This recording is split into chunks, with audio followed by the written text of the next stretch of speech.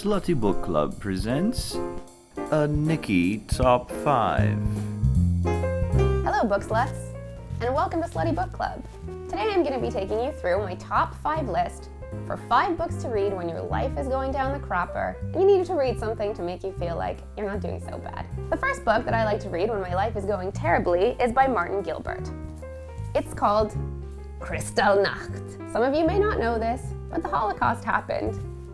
And Kristallnacht was a night when the Germans went crazy and there was tons of destruction. It was really awful. And it's just kind of a page in the long history of awfulness that was the Second World War. It's a really harrowing book if you're into history, especially if you're into the Holocaust, like I am.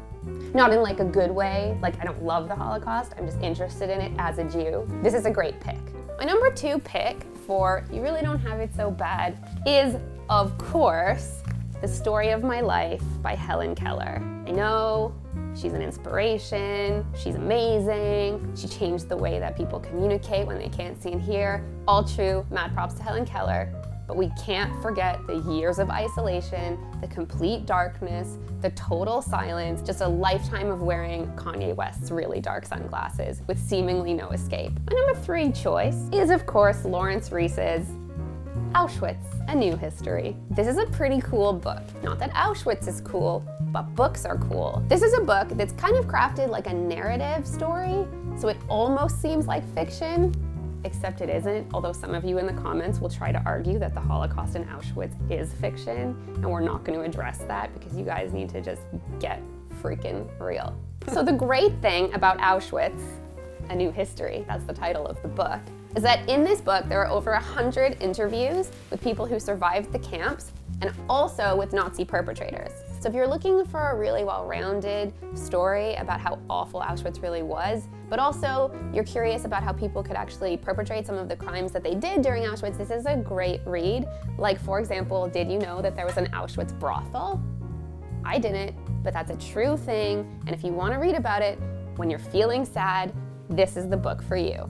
The 4th book that I like to read when I'm feeling so depressed that I think it just can't get any worse is, of course, The Letters of Vincent van Gogh. It's the correspondence that Vincent van Gogh had with his brother Theo over the course of his entire life, like from before he wanted to be an artist, right up until he completely lost his marbles. He covers the ear chopping thing. He's like, oh man, I really regret that. I shouldn't have done that.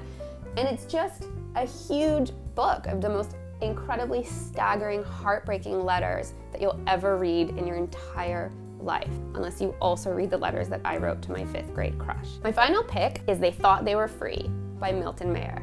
Milton Mayer was actually a Jewish man who, after the Holocaust, went back to Germany, posed as a Nazi, and interviewed other Nazis about how they actually became Nazis. So it's a really fascinating inquiry into how seemingly normal people become completely radicalized and helped perpetrate one of the worst crimes in the history of the world. I don't know what they were thinking with the cover art of this book. I don't know why that swastika is necessary. Even though it will make you feel better, wherever you go while you read it, people will think you're a Nazi sympathizer. So it's really important, like if you're doing this on the subway, to occasionally go, not a Nazi. It's just a history book.